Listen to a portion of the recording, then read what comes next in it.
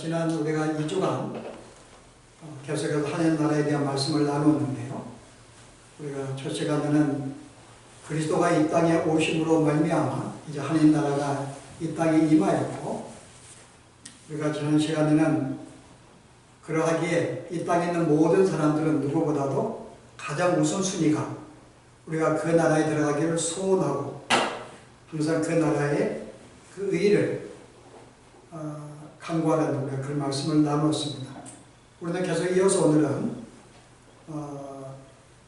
같은 주제를 나누겠는데요. 오늘은 그러면은 우리가 어떻게 하나님 나라에 우리가 들어갈 수 있으며, 그리고 우리가 이 나라에 들어간 것을 우리가 어떻게 확신할 수 있는가, 내가 어떻게 천국에 들어가며 천국에 내가 지금 들어가 있는 이 상태를 어떻게 확인할 수 있는가, 에 대한 말씀을 오늘은 본문을 통해서 함께 나누기를 원합니다. 우리가 하나님 나라가 이 땅에 임했는데요, 이 하나님 나라가 우리가 보통 사람들이 알 수 있을까? 여러분이 누가복음에 보시면은 17장에 이런 말씀이 있습니다. 바리새인들에게 이제 이런 질문을 예수님이 받으시는데요. 예수님이 계속 이제 시작부터 하나님 나라에 대한 말씀을 계속 하십니다. 하나님 나라의 비유도 말씀하시고 쭉 하나님 나라를 가르쳤더니 이제 바리새인이 와서 그러면은 하나님의 나라가 임하였습니까? 아니면 언제 임합니까? 라고 물어봅니다. 이들이 생각한 하나님 나라는 어떤 거예요? 하나님이 이 땅에 메시아가 오므로 말미암아 이 땅에 뭔가 어떤 세계에서 가장 강국이 되는, 그래서 뭔가 다른 나라가 이렇게 넘볼 수 없는 옛날에 다윗 시대와 같은 어떤 그런 하나님의 나라를 그들은 기대하고 있었어요. 그때 예수님이 뭐라 그래요? 그럼 이런 나라까지 임했다면 당신이 분명히 왕이 되어야 되고, 뭔가 저들을 어떤 이렇게 로마 당시에 어떤 지배하고 있는 그들을 물리칠 만한 뭔가 외적인 증거가 있어야 되는데, 그런 모습이 어디 있습니까? 당신이 지금 그 나라의 왕이라고 그러고 그들에게 임했다 그러는데 우리가 증거를 달라는 거야. 그 나라를 보여달라. 그때 예수님이 뭐라고 이야기를 해요? 대답하여 이르시되 하나님의 나라는 볼 수 있게 임하는 것이 아니고 또 여기 있다 저기 있다고도 못하리니 하나님의 나라는 너희 안에 있느니라. 그 하나님 나라는 볼 수가 없어. 그러니까 임했는지 안 했는지 저들은 모르는 거예요. 그래서 우리가 볼 수 반대 하나님 나라는 지금 너희 안에 임하는 것이라고 이야기를 합니다. 자, 만약에 하나님 나라가 볼 수가 없는 거라면 어느 누구가 그 나라를 붙잡을 수 있겠어요? 자, 우리가 볼 수가 없습니다. 우리 마음속에 임재하는 것을 우리는 하나님 나라가 알 수가 있어요. 그럼 이 땅의 사람들은 내가 그 나라에 들어가고 싶은데 어떻게 들어갈 수 있을까? 보이지 아니하는데, 알 수가 없는데, 실제 우리가 여러 번 마태복음 13장에도 예수님이 계속 비유로 말씀했더니 제자들이 뭐라 그래요? 예수님 왜 우리에게 계속 비유로만 말씀하십니까? 많은 비유 말씀을 주셨는데 그때 예수님이 왜 비유를 말씀하신다고 이야기했어요? 13장에 10절을 보세요. 제자들이 예수께 나오라 이를 때 어찌하여 그들에게 비유로 말씀하시나이까? 대답하여 이르시되 천국의 비밀을 아는 것이 너희에게는 허락되었으나 그들에게는 아니 되었나니. 자, 이제 천국 하느님 나라에 대한 이 모든 비밀은 너희들에게는 허락이 되었어. 근데 저들에게 허락이 안 되었기 때문에 저들이 알 수 없도록 내가 비유로 이야기하는 거야. 그 비유로 말씀하신 이유는 저들이 계속 알지 못하게 하기 위해서. 그러면은 이 땅의 사람들에게 하나님이 그들을 구원하기로 작정하지 않았던 사람들은 아무도 알 수가 없습니다. 이게 하나님의 어떤 분인지, 천국이 뭔지, 우리가 어떤 존재인지, 우리가 죽은 다음에 어디로 가는지, 왜 지금 이 사실들을 그들은 알지를 못해. 비록 성경은 그들을 읽는다 할지라도 그 의미를 그들이 이해하지 못합니다. 그래서 믿지 못하고 받아들이지 못하는 거예요. 왜냐하면 그것은 저들에게 감추어진 것이기 때문에 알 수가 없습니다. 그럼 알 수가 없는데 어떻게 우리가 그 나라에 들어갈 수가 있을까? 예수님 뭐라고 그래요? 그러나 너희들에게는 허락되었다고 이야기를 해요. 우리에게는 그 나라가 알려졌다 그 말입니다. 너희는 그 나라를 알 수 있다 그 말입니다. 그럼 우리가 그들을 어떻게 할 수 있어요? 그럼 너에게는 허락이 되었어요. 그럼 내가 이미 무슨 말이에요? 이미 여러분이 성경을 읽을 때 아, 이 말씀이 이런 뜻이구나 라고 여러분이 깨달은다면 이미 여러분들은 허락된 존재들입니다. 왜냐하면 이 말씀을 읽어도 이 말씀을 이해하지 못하고 받아들이지 못하는 자들은 그들 영적인 여전히 죽은 상태이고 그들의 허락이 안 됐기 때문에 그들을 이해할 수 없어요. 성경을 믿을 수가 없습니다. 근데 어느 순간 성경을 보다가 믿어집니다. 아, 이게 사실이었구나. 그래서 우리가 이 사실을 우리가 이미 아는 자들은 이미 저들은 허락된 것이에요. 그럼 우리가 허락된 것을 특히 우리가 네 가지의 사실로 우리가 그걸 확인할 수가 있는데요. 허락된 존재들은 어떻게 우리의 마음에 경험하게 되는가? 첫째는 뭐예요? 하나님의 아들이 우리를 구원하기 위해서 이 땅에 오신 것을 그들은 인정을 합니다. 세상 사람들은 아무리 이야기해도 받아들이지 않아요. 하나님이 인정하지 않고 무슨 구원과 상관이 없게 그들은 거절합니다. 그런데 내가 그 말씀의 복음을 듣는데 어느 순간에 아, 우리가 다 죄인이었는데 내 스스로 죄값을 지불할 수 없기 때문에 하나님이 친히 내 죄값을 지불하시고 나를 의를 만들기 위해서 아, 이 땅에 오신 거고 구약의 모든 내용은 그 말씀을 나에게 우리가 예언한 것이고 그래서 신약에 실은 그 말 예수님은 오셨구나. 그래서 우리가 이분이 우리를 통해서 내가 구원을 받는 것이구나. 그 하나님의 아들이 이 땅에 오신 것을 내 마음속에 믿게 되면 이미 그 사람은 어때요? 하나님이 그에게 계시된 존재입니다. 그래서 우리가 이 사실을 내가 인정하는가? 그리고 두 번째가 뭐예요? 그분이 이 땅에 오셔서 나에게 하신 모든 말씀들, 그분의 가르침을 아멘으로 받아들이게 됩니다. 그의 말씀을 내가 사모하게 돼요. 그 말씀을 내가 믿게 되고 인정하게 되고 그래서 그 말씀으로 기뻐하게 됩니다. 그럼 나에게 그것이 있는가? 왜냐하면 이미 나에게 계시가 되고 허락된 존재는 그 말씀의 의미를 깨달을 수가 있고 그 가르침을 내가 이해할 수 있게 만들었기 때문에 내가 그 말씀을 감사하게 아멘으로 받는 거예요. 나에게 어떤 말씀을 하시든 그 말씀을 진리로 알고 주의 말씀으로 알고 그 말씀을 사랑하며 그 말씀대로 살려고 소명하며 늘 그 말씀을 그리워하는 이런 마음을 갖게 됩니다. 바로 그런 존재는 이미 그에게는 하나님 나라가 계시된 존재입니다. 나에게 그런 마음이 있는가? 내가 주의 말씀을 내가 아멘으로 받아들이고 내가 항상 이 말씀을 사모하고 그렇게 살려고 하는 그 마음이 나에게 있는가?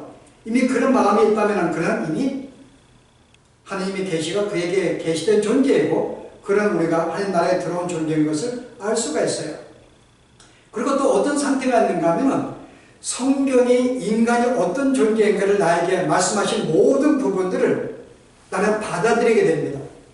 그러니까 하나님은 나에게 인간의 평가를 하셨어요. 어떤 평가예요? 여러분이 로마서 3장에 보시면 바울이 뭐라고 우리에게 이야기를 하죠? 기록된 바 의인은 없나니 하나도 없으며 깨달은 자도 없고 하나님을 찾는 자도 없고 다 치울 자 함께 무익하게 되고 선을 행하는 자는 없나니 하나도 없도다. 이 땅에 어떤 누구도 선한 자가 없고 다 불의한 자라는 것을 그러니까 하나님은 우리에게 너희는 불의한 자라고 우리에게 평가하셨어요. 너희는 불의한 존재야. 그래서 이런 사실에 대해서 내가 그 사실을 내가 받아들입니다. 겸손하게 받아들여요. 만약에 내가 예수를 믿음에도 불구하고 여전히 나는 의로운 존재야. 나는 이것도 선을 행하고 이것도 하기 때문에 나는 저들보다 나은 존재고 나는 그렇게 더러운 죄인이 아니야. 물론 내가 조금 죄를 짓지만 그래도 난 주 앞에는 의로운 모습도 있어 라고 생각한다면 아직은 이 하나님 나라에 들어온 존재가 아닙니다. 하나님 나라의 존재는 성경이 나에게 말씀하신 너는 어떤 존재인가? 아담의 범죄를 말미암아 온 인류가 죄인이 되었고 이제 내가 하는 모든 것들이 죄인이요.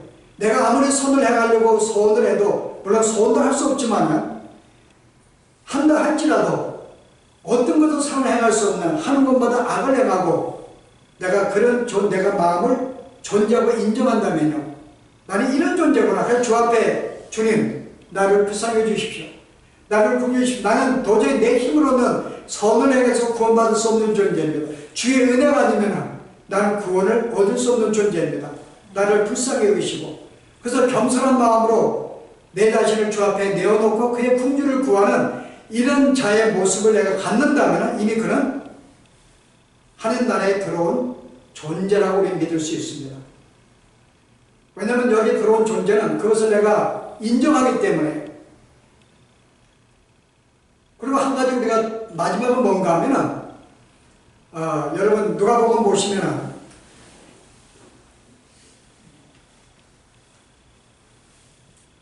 어떤 상태가 나와요? 18장 11절에 바리새인들과 세리가 두 사람이 기도하는 장면이 나오는데, 이것은 뭔가 하면은 우리가 하나님은 우리를 구원하는 방식을 우리는 받아들이게 됩니다. 너희 이렇게 해야 구원을 받게 돼. 근데 다른 사람들은 이 성경의 말씀들을 그들은 따르지 않아요. 그들은 뭐라 그래요? 예를 들어서 만약에 내가 그리스도를 통하지 않고서는 결코 천국에 올 수가 없다라고 성경을 가르칩니다. 근데 사람들은 그렇게 받아들이잖아요. 아니야, 우리가 기독교 예수는 믿으면 구원받는 게 아니라 우리가 하나님이 불교에서는 부처의 모양으로, 뭐 힌두교에서는 이런 모습으로, 또 다른 종교는 이런 모습으로 나타났기 때문에 어떤 종교를 믿든 그게 하나님이니까는 그를 믿어도 우리가 구원을 받아 라고 가르칩니다. 그게 어디 가르침이에요? 그게 캐톨릭이에요. 천주교는 그렇게 가르칩니다.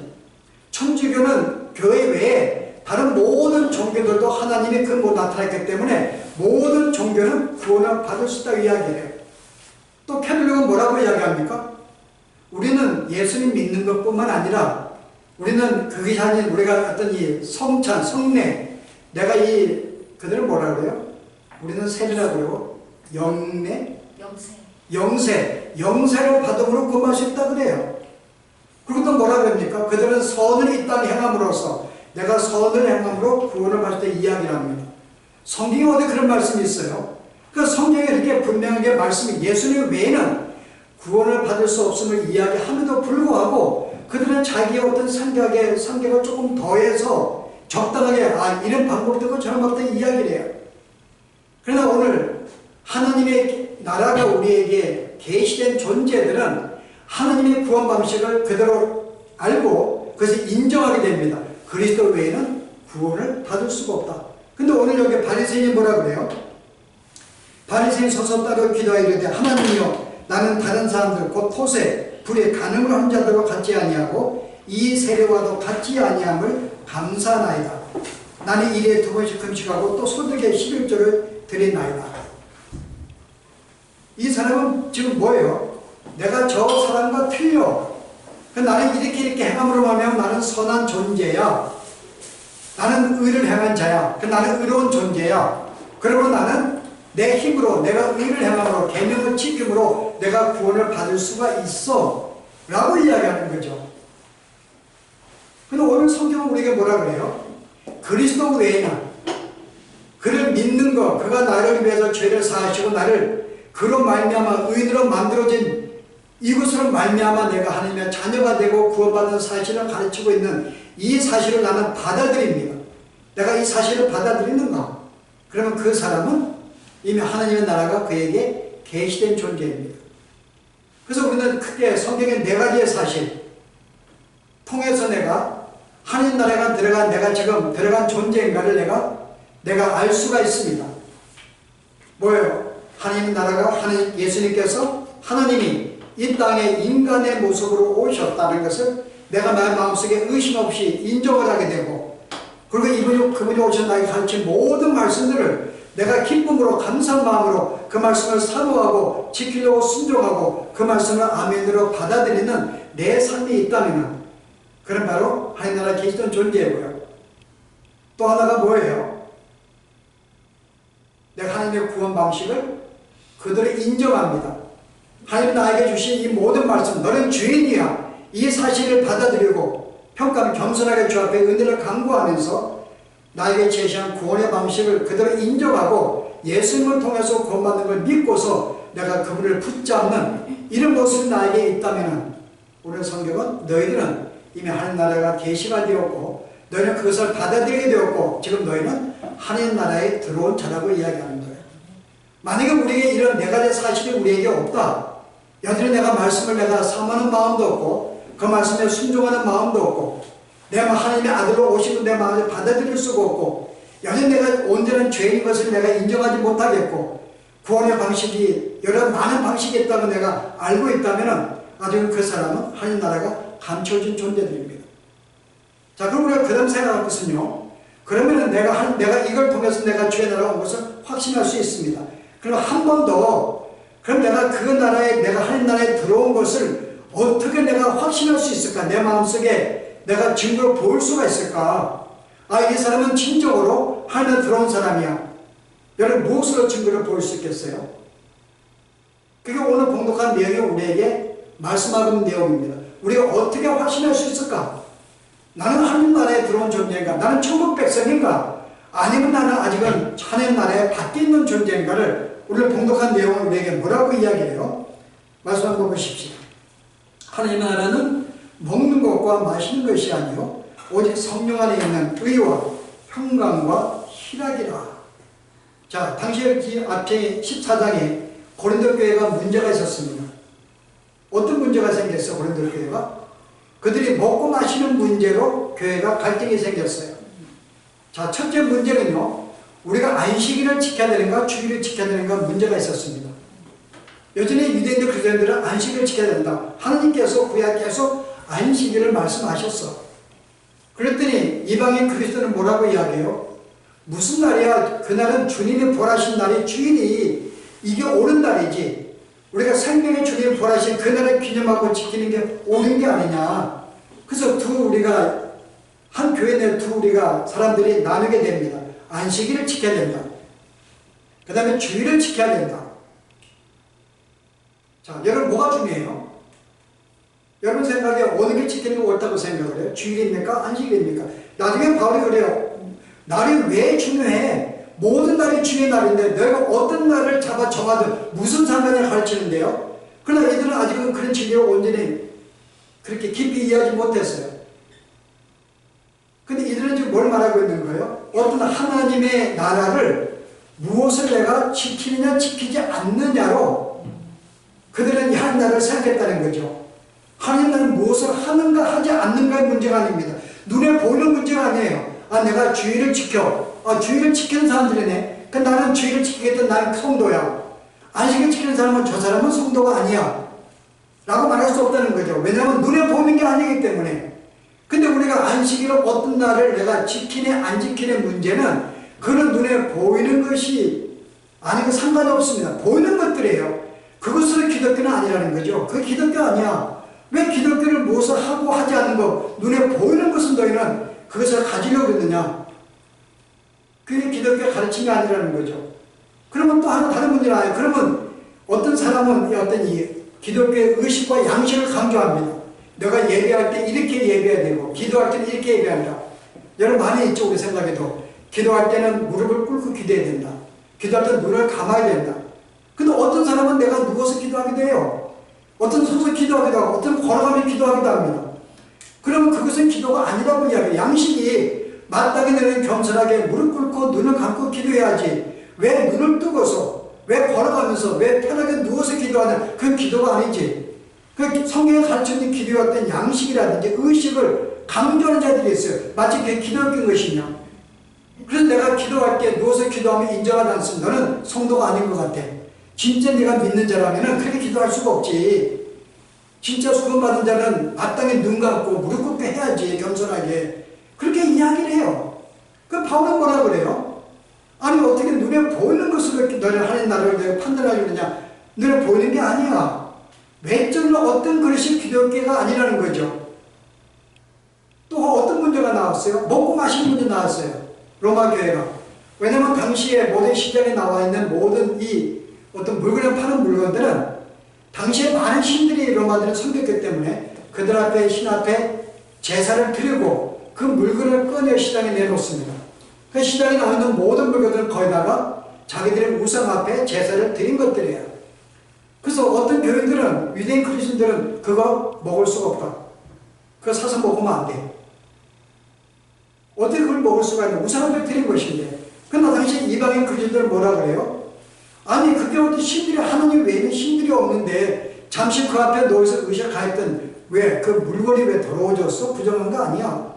그 내가 믿음으로 감사 먹으면 되는 거야. 라고 서로 있는 거야. 그 성도들이 먹고 마시는 문제로 그 내가 우상 앞에 내가 드린 음식을 먹었기 때문에 저 사람은 하나님의 백성이 아니야. 뭔가 신앙이 잘못된 거야. 그럼 내가 저 앞에 내가 이렇게 드리지 않음으로 말미암아 나는 참 백성이라는 것을 어떤 먹고 마시는 문제로 자기가 판단하는 거예요. 마치 기독교가 먹고 마시는 문제인 것이냐. 내가 안 먹었기 때문에. 우리 한국 사람들도 그런 이슈가 많죠. 술을 마시느냐, 담배를 내가 피우냐. 술을 마시는 성도가 아닌 거예요. 너 그렇지는 않냐. 어떻게 술을 마실 수가 있어? 어떻게 극장에 갈 수가 있냐. 그 세속적인 어떤 문화에 대해서. 너 어떻게 담배를 필 수 있냐. 예수 믿으면 담배를 끊고 술을 마시지 않아야지. 그러니까 무엇을 먹고 마시는 문제로 기독교를 만들어버린 거예요. 그 실제 이 문제를 말미암아 나는 내가 술을 안 마시기 때문에, 내가 담배를 안 피우기 때문에 나는 성도야. 내가 구원받은 백성이야. 너는 마시기 때문에 너는 구원받은 백성이 아니야. 그 어떤 이 구원의 문제, 하나님 나라의 문제에 대해서 먹고 마시는 걸로 판단하는 거죠. 또 하나의 문제를 간다면 기독교를 하나의 도덕적으로 판단합니다. 기독교는 도덕적인 것이야. 얼마나 우리가 착한 일을 하는가, 선을 행하는가. 아까 우리가 누가복음 10장에 아까 바리새인의 성전 기도했잖아요. 뭐라 그래요? 마치 이 사람은 이 하나님의 나라를 뭐라고 판단했어요? 내가 거짓말도 안 하고 불의도 행하지 않고 간음도 하지 않고 저 세례와 다르기 때문에, 나는 선을 행했기 때문에 구제를 하고 사랑을 나누고 봉사하고 어떤 이런 도덕적으로 내가 선한 삶을 살았기 때문에 나는 하나님의 백성이야. 이것은 기독교를 도덕적으로 만든 거예요. 선하게 살았기 때문에, 법을 지켰기 때문에 너는 성도고, 그럼 저 사람은 뭐예요? 저 사람은 법을 지키지 않았기 때문에, 선하게 살지 않기 때문에 너는 저 사람은 하나님 나라의 백성이 아니라고 바로 이 바리새인은 판단한 거죠. 그래서 기독교를 마치 어떤 도덕적인 것으로 그들은 변형시켜버린 것입니다. 기독교는 윤리적인 것이야. 얼마나 사랑을 행했는가. 사랑 행하지 않으면 기독교인이 아니야 라고 이야기하는 거죠. 근데 오늘 바울은 뭐라고 그래요? 하나님의 나라는 무엇을 하는가 하지 않는가, 무엇을 먹는가 먹지 않는가, 어떻게 하는가 하지 않는가로, 그 기독교는 그것이 아니라는 거죠. 기독교는 그게 아니야. 네가 그것으로 기독교를 생각하면 너는 오산인 거야. 왜냐하면 눈에 보이는 것이 아니기 때문에. 무엇을 내가 행함으로 말미암아 이렇게 행했네, 보이는 것으로 기독교를 판단한 게 아니라는 거죠. 만약에 우리가 지금까지 기독교를 먹고 안 먹고 마시는 문제 하고 안 하는 문제로 판단한다면 우리의 생각을 바꿔야 됩니다. 그건 기독교가 아니에요. 일반 종교들은 그렇게 해요. 일반 종교 얼마나 의식을 바르게 행했는가, 얼마나 이것을 행했는가로 그들은 어찌 신의 사랑을 받는 구원받은 자로 판단하지만, 기독교는 그것이 먹고 마시는 문제가 아니라고 하는 거죠. 그럼 뭐라고 이야기해요? 오는요, 바울이 먹는 것과 마시는 이런 문제가 아니라 하나님 나라는 성령 안에 있는 의와 평강과 희락이라고 이야기해요. 보이지 않는 것입니다. 내 마음속에 의와 평강과 희락을 경험하고 있는가? 다시 말해서 하나님 나라에 들어온 사람의 삶의 특징은 이 세 가지가 나타나야 되는 거예요. 이게 신앙의 본질이고 구원의 본질이고 하나님 나라의 본질이기 때문에 이 세 가지가 있는가를 보는 것입니다. 자, 첫 번째 의가 나와요. 성령 안에 있는 의. 자, 우리가 이 구원은 뭔가 하면은 하나님과의 관계입니다. 구원은 최초에 하나님이 인간을 지었을 때 하나님의 그 통치 아래에서, 하나님 아래에서 그들은 순종하며 살았고요. 그 안에서 관계를 맺고 살았어요. 그분 앞에 늘 앞에 살아갔다 그 말입니다. 어떻게 가능했는가요? 그는 의로운 존재로 지음받았기 때문에, 죄가 없었기 때문에 주님과 교제할 수가 있었어요. 근데 그가 선악과를 먹고 불의한 죄를 짓는 순간에 그는 의로운 존재에서 벗어나서 불의한 존재가 되었습니다. 불의하게 되면 어떻게 돼요? 주님을 만날 수가 없어요. 주님께 버림받고 교제할 수가 없습니다. 구원은 하나님 앞에서의 교제 관계입니다. 내가 그분 앞에 있는가의 문제예요. 버림받았는가, 다시 내가 그 앞에 택함받아 저 앞에 섰는가의 문제라는 거예요. 구원은 그거라는 거죠. 그럼 우리가 일반 우리는 아담으로 말미암아 우리는 모든 불의한 존재가 되었습니다. 저 앞에 설 수 없는 존재가 되었어요. 근데 이것 때문에 사람들은 내가 하나님은 의로우신 분이기 때문에 내가 스스로 의로운 존재가 되어서 내가 주 앞에 서려고 합니다. 구원을 받으려고 그래요. 그 당시에 바리새인들은 열심히 계명을 지켰어요. 계명을 지킴으로 말미암아 내가 의로운 존재가 되어서 그 의로 말미암아 주 앞에 설 수 있는 존재가 된다고 믿었기 때문에 그들이 열심히 계명을 지켰어요. 오늘 우리들 여전히 주 앞에 그것을 인정받으려고 합니다. 이 땅에 사는 동안에 보다 내가 죄를 짓지 않냐고 보다 계명에 순종해서 보다 의로운 존재가 되어 주 앞에 사랑을 받고 인정을 받으려고 해요. 이 심리가. 이게 우리에게 있습니다. 근데 성경은 뭐라 그래요? 이 땅에 어떤 누구도 의로운 존재가 될 수 없다고 이야기해요. 너는 불의한 존재인데 어떤 방법으로 그렇게 돼요? 여러분이 선을 행한다고 선한 존재가 되는가요? 여러분 그렇잖아요. 그냥 일반적인 애들의 생각으로 표현한다면요. 여러분이 하루에 선을 행하는 것과 불의한 일을 행하는 것과 어느 게 더 많은 것 같아요? 예수는 한두 번 착한 일 할 수 있어요. 근데 거의 다가 불의한 것입니다. 부정한 생각, 낙심, 이런 생각, 미워하는 생각, 걱정하는 거, 주님을 잊고서 내 어떤 삶을 살까? 여러분 실제 한 번 내가 착한 일 생각하면요. 불의한 것은 말할 수가 없어요. 여러분, 뭐로 우리가 어떻게 의로운 존재가 될 수 있는가요? 이 땅에 어느 누구도 자기가 선행해서 의로운 존재가 될 수 없습니다. 왜냐하면 더 불의한 것을 많이 하기 때문에. 성경은 뭐라고 그래요? 내가 모든 계명을 지켜도 하나만 어긴다면 너는 여전히 죄인이라고 그래요. 우리가 이 땅에 모든 계명을 미국의 법을 지키고 살아도 하나만 어기면 감옥 갑니다. 법은 그런 거예요. 그럼 우리가 한 모든 계명을 완전히 지킬 수가 있는가? 그렇지 못하죠. 이미 죄인은 선을 행할 수 없고 선을 성할 수 없고 성경의 선은 뭐라 그래요? 하나님을 알고 그 뜻을 행하는 자가 선이라고 합니다. 그게 의로운 존재예요. 그럼 내가 만약에 나에게 극단적 편에서 내가 저 사람을 죽여 라고 이야기하면 그 뜻을 붙잡고 죽이는 게 선이에요. 하나님의 가나안 땅에 뭔가 이렇게 그들을 심판할 때 그들을 멸종시켜 그럼 그 뜻을 붙잡고 순종하는 게 선이고 의입니다. 그럼 이 땅에 어느 누가 하나님의 뜻을 순종할 수 있는가요? 그렇지 못해요. 근데 성경은 우리에게 뭐라고 이야기해요? 어떤 존재가 의뢰가 될 수 있다. 한 가지 방법을 제시합니다. 성경에 보실래요? 로마서 보세요. 5장 9절 말씀 보시죠. 8절부터 우리가 아직 죄인이었을 때에 그리스도께서 우리를 위하여 죽으심으로 하나님께서 우리에 대한 자기의 사랑을 확증하셨느니라. 그런즉 이제 우리가 그의 피로 말미암아 의롭다 하심을 받았으니 그의 피로 말미암아 내가 의롭다 하심을 받았다고 성경은 이야기해요. 무슨 말이에요? 내가 예수님이 나를 위해 십자가에 죽으셨다. 내 모든 일을 대신하여 죄값을 받으셨다. 그럼 나는 이젠 더 이상 죄인이 아니야. 그리고 예수님이 그 의를 그 순간 나에게 의를 덮어주었습니다. 나에게 예수님의 의의 옷을 나에게 입혀주었어요. 그래서 하나님은 나를 볼 때는 어때요? 더 이상 죄인을 보지 않습니다. 왜냐하면 예수님의 모든 죄를 다 나를 대신해서 죽으셨기 때문에 죄값을 치루었어요. 그리고 나로 하여금 의로운 존재로 만들어 주었습니다. 그럼 나는 이제 뭐예요? 내 삶과 상관이 없이 그리스도의 피로 말미암아 그의 죽음으로 말미암아 나는 의로운 존재가 된 거예요. 내가 의로운 존재가 되었기 때문에 나는 이제 주 앞에 나아갈 수 있는 존재가 된 것입니다. 바로 이 문제를 말하고 있는 거예요. 성령으로 말미암아 내가 죄인 걸 깨닫고 그를 믿게 되었고 그래서 그 사실은 내가 의로운 존재가 되었다는 거죠. 성령으로 말미암아 우리가 의로운 존재가 되었다는 거예요. 내가 의로운 존재가 주 앞에 되었는가 이 사실을 내가 확인하고 있는가. 그리고 내가 의로운 존재가 되었기 때문에 이제는 항상 주 앞에 자신에게 의로운 삶을 살아가고 있음을 내가 알고 있는가. 그래서 성도는 항상 내가 의로운 존재인 것을 인정을 합니다. 그리고 나는 이제 의로운 존재로 살기를 항상 소원을 해요.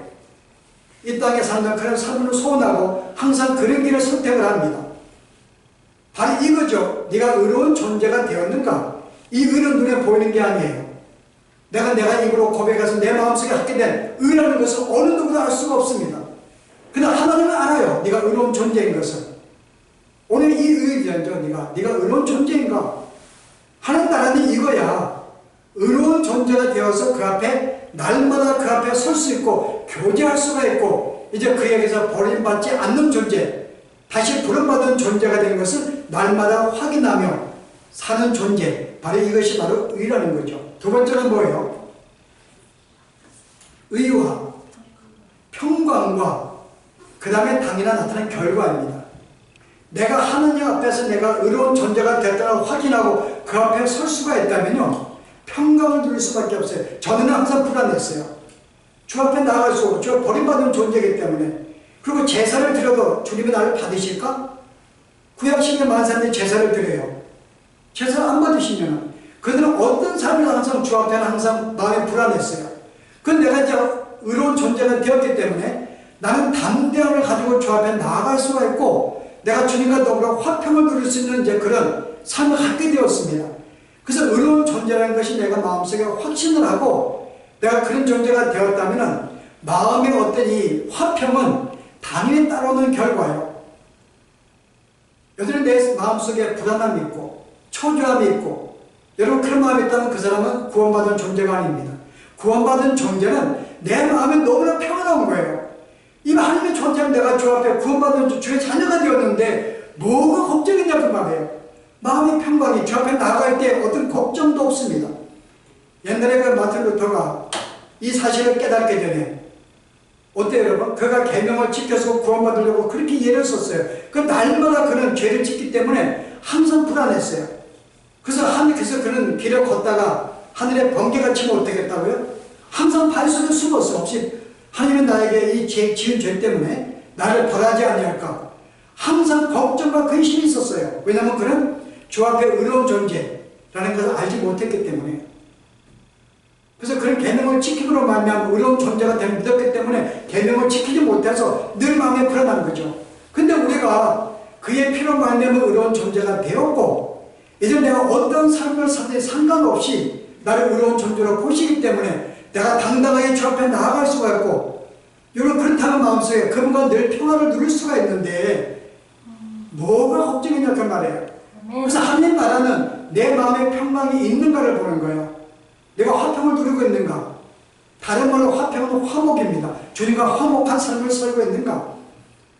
내가 지금 내가 저기 나갈 때 걱정을 두려워한다면 아직은 내가 믿는 자의 특성을 가지고 못한 자입니다. 내가 어떤 죄를 지어도 주 앞에 나아가서 주님 나 이런 죄를 지었네요. 용서해 주세요. 편안한 마음을 가지고 주 앞에 나아갈 수 있다면 그 사람은 주님과 화목한 존재이고요. 그건 주님과 늘 화평을 누리고 있는 존재입니다. 그리고 만약에 이런 사람이 그 다음에 어떤 결과가 나요? 희락이라 기뻐할 수밖에 없다. 기뻐한다는 거죠. 기뻐하게 되어 있어요.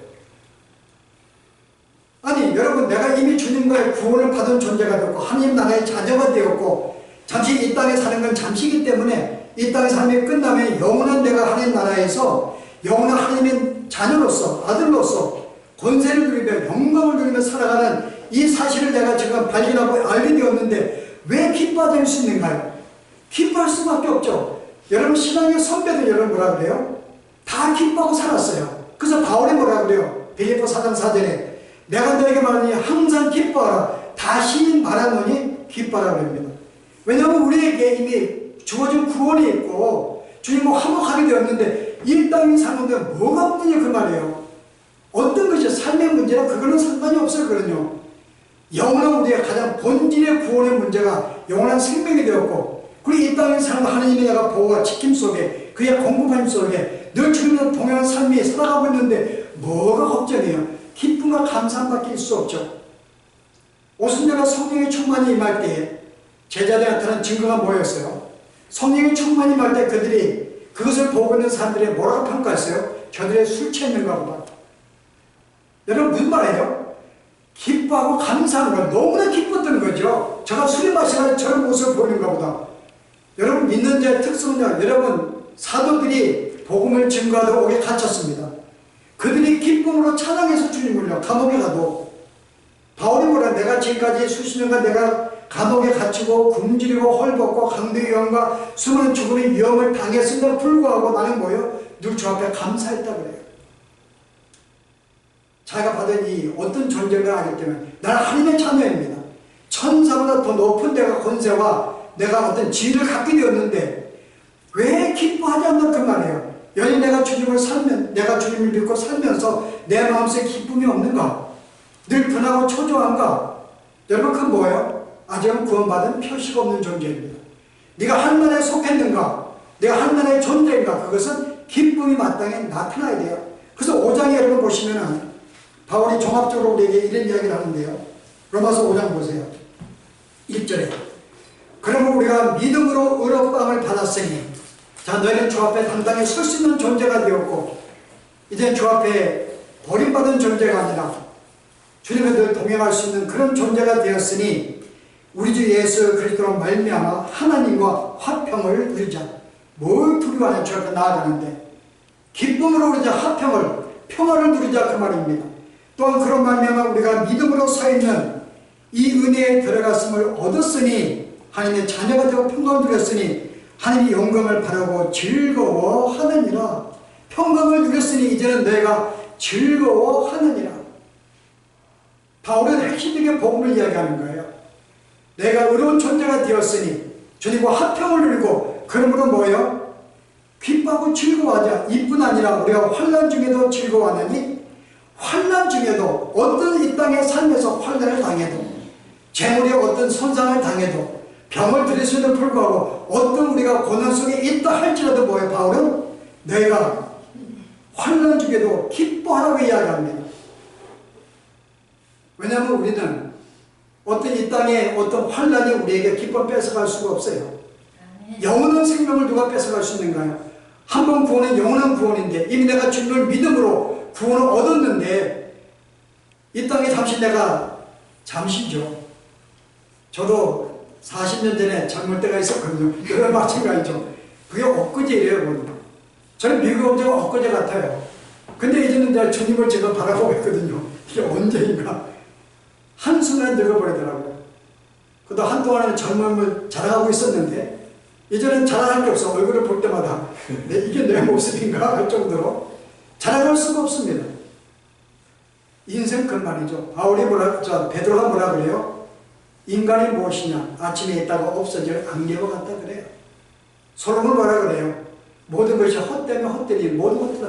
여러분 이 땅의 삶이 잠시입니다. 뭘 이거 가지고 고민하고 걱정하고 이럴 필요가 없는 거죠. 이미 여러분은 영원한 존재가 되었고 이 땅에 사는 동안에도 그런 존재로 살아가고 있고 영원한 생명을 얻었는데 이 땅에 뭐가 좀 없는 들 뭐가 좀 부족한 들 그게 무슨 상관이냐 그 말이에요. 영원한 생명이 우리에게 주어졌는데 마땅히 그걸로 말미암아 내가 주님과 화평을 누리고 사랑하다 화평을 누리면서 기뻐하고 즐거워하는 게 마땅한 것이지. 여러분 이 말씀을 한 번 더 반복해요. 5장 계속 보세요. 여러분 뭐라 그래요? 8절에 보세요. 우리가 죄인 됐을 때 그리스도께서 우리를 위해 죽으심으로 하나님께서 우리에 대한 자기의 사랑을 확증했느니라. 그러면 우리가 그의 피로 말미암아 의롭다 하심을 받았은즉 더 그로 말미암아 진노하시면서 구원을 받을 것이니 우리가 원수 되었을 때 그의 아들의 죽으심으로 말미암아 하나님과 화목하게 되었으니 이게 평화를 말합니다. 평화로운 존재가 되었은즉 화목하게 된 자로서 그 다음에 11절 보세요. 그뿐 아니라 이제 우리를 화목하게 하신 우리 주 예수 그리스도 말미암아 하나님 안에서 또한 즐거워하느니라. 바울은 이 복음의 핵심인데 하나님의 특성을 세 가지를 계속 반복해 이야기해요. 의로운 존재가 되었은즉 내가 화목하게 되었은즉 평화를 누렸은즉 이제는 기뻐하고 즐거워하라. 여러분 데살로니가전서 5장 16절에 뭐라 그래요? 내가 너에게 말하노니 항상 기뻐하라. 먼저 너는 기뻐해. 그 이유가 뭐예요? 너희는 항상 뭐라고 보시죠? 한번 보십시다. 데살로니가 5장 16절에 항상 기뻐하라. 그리고 뭐라 그래요? 쉬지 말고 기도하라. 무슨 뜻이에요? 쉬지 말고 기도하라. 늘 기도는 말씀이 아니죠. 기도는 주님과의 교제입니다. 의로운 존재라는 것을 내가 알고 주님과 늘 동행하는 것입니다.